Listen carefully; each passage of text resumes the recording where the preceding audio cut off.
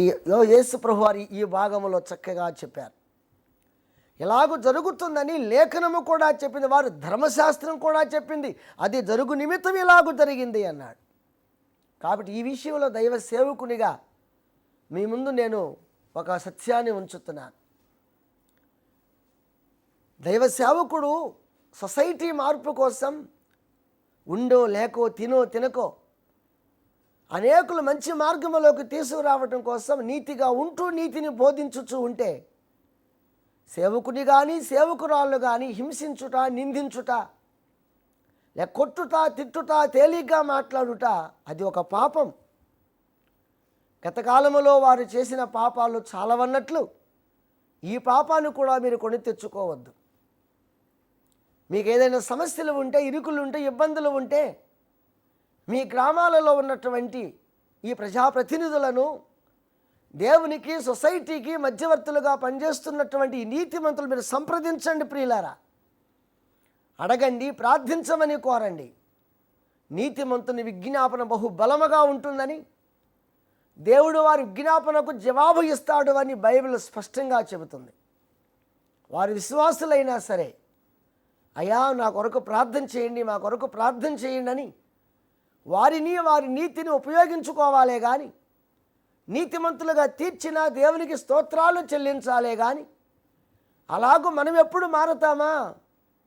ఈ పాపమనే ఊబి నుండి, అవినీతి నుండి, ఈ దుర్మార్గపు జీవితం నుండి మనం ఎప్పుడు బయటికి వస్తామా అని ఆలోచనే కలిగి ఉండాలి. కానీ నీతిమంతులను, నీతిని, నీతి కలిగిన దేవుణ్ణి హింసించుట, నిందించుట ఏమాత్రము మంచిది కాదు అని, అలాంటి వారు పరలోక రాజ్యమునకు వారసులు, అర్హులు కారు అని బైబిల్ బహుతేటగా చెబుతుంది. నువ్వు తెలియక హింసించి నష్టపోయేదానికన్నా సత్యాన్ని తెలుసుకుని లోబడుట అది నీకు మేలు, అందరికీ మేలు, దేవునికి మహిమ. రెండవ విషయాన్ని మీ ముందు ఉంచుతున్నా. 2 తిమోతి 3వ అధ్యాయము 12వ వచనము చదువుతున్నా. క్రీస్తు యేసునందు సద్భక్తితో బ్రతుకనుద్దేశించువారు హింస పొందుదురు.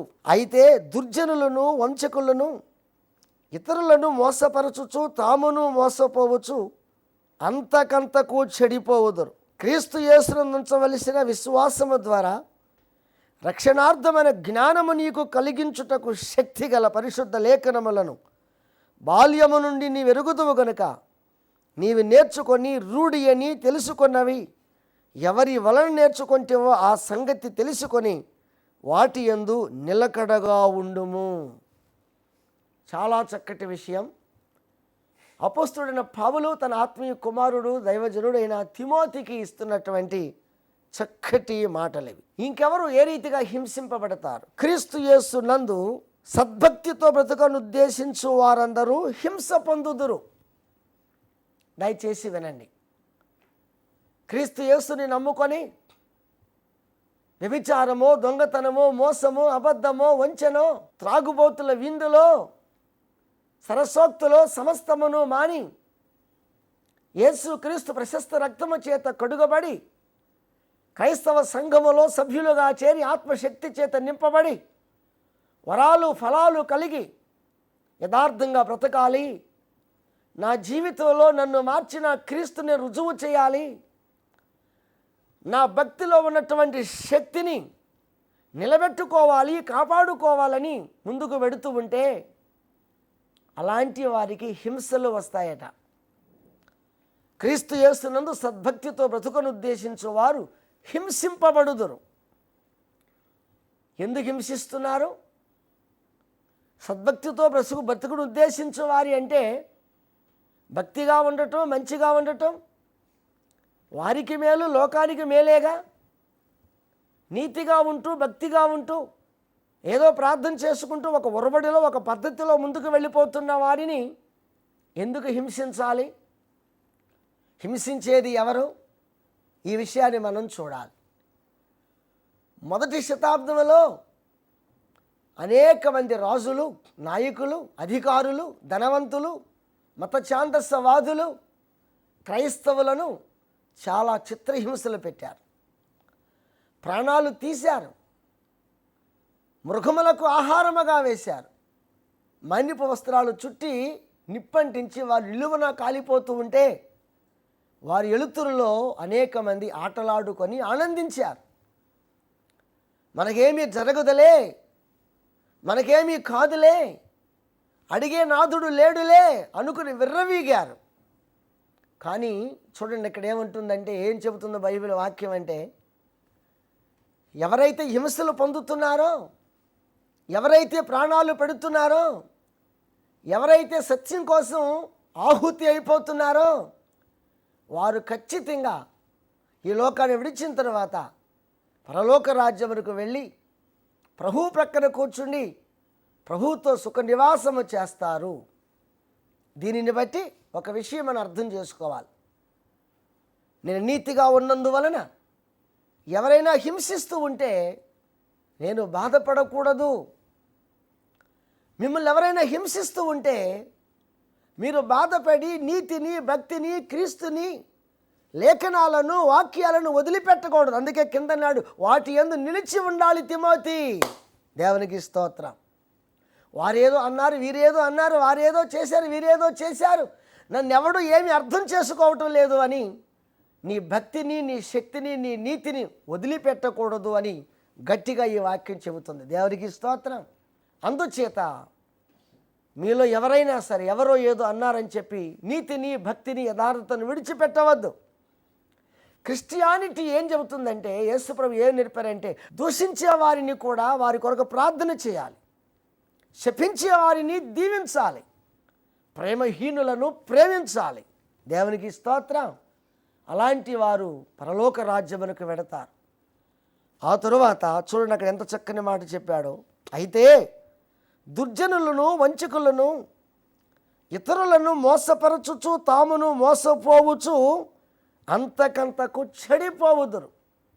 దుర్జనులు అంటే దుర్మార్గపు స్వభావం కలిగిన వారు, వంచకులు అంటే మోసము చేసేవారు, ఆ తరువాత ఇతరులను మోసపరచుచు తామును మోసపోవచ్చు ఉండేవారు అంతకంతకు చెడిపోవద్దురు.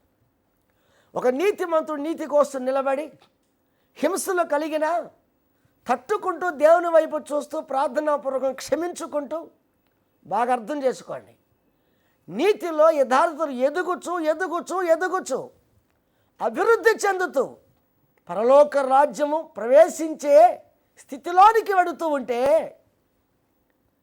ఎవడు హింసిస్తున్నాడో, ఎవడు ద్వేషిస్తున్నాడో, ఎవడు మోసం చేస్తున్నాడో, ఎవడు కించపరుస్తున్నాడో వాడిని వాడు మోసం చేసుకుంటూ వాడు అంతకంతకు దిగజారిపోతున్నాడు.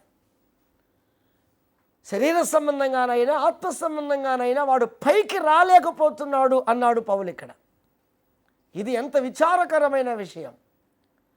ఏదో అనేసే అంటే కాదు, నువ్వు అంటున్నావు నైతికంగా దిగజారిపోతున్నావు, ఏదో కొట్టేసేయాలి అనుకుంటున్నావు, కానీ కొడుతున్నావు, తర్వాత నైతికంగా నువ్వు కొట్టబడుచున్నావు.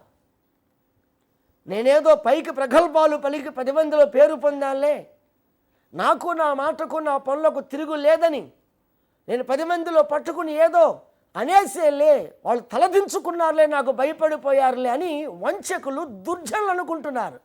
కానీ బైబిల్ అంటుంది వాడు అంతకంతకు దిగజారిపోతున్నాడు, వాడు పొరపాటును కూడా పైకి రాలేడు. ఇది చాలా ప్రమాదకరమైన విషయం.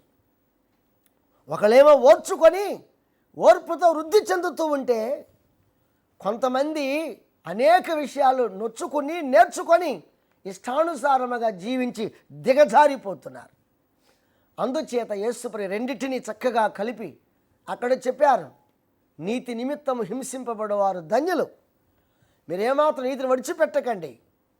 హింసలు కలిగినా, ఏది చేసినా, నన్ను నిందించినా, నా తండ్రిని నిందించినా, మిమ్మల్ని నిందించినా మీరు ఓర్చుకోండి, మనం పరలోకంలో ప్రవేశిస్తాం. అదే పౌలు గారు చెబుతున్నాడు, తిమోతి ఏది కలిగినా, ఎంతమంది వచ్చినా మీరు ఏమి జంకవద్దు, స్థిరముగా ఉండండి, బలముగా ముందుకు వెళ్ళండి, ఆత్మీయతలో, నీతిలో, నిజాయితీలో, ఓర్పులో, నేర్పులో వృద్ధి చెందండి. అత్యున్నతమైన పరలోక రాజ్యములో ఒక సింహాసనం మీకోసం ఎదురు చూస్తుంది. అందుకే పెద్దలు అన్నారు, పడ్డవాడు ఎప్పుడు చెడ్డవాడు కాదు అని. కానీ ఎవరు మార్చుకోకుండా ఇష్టానుసారముగా జీవించుచు ఈ లోకములో లోకానుసారముగా పైకి భక్తి గల వారు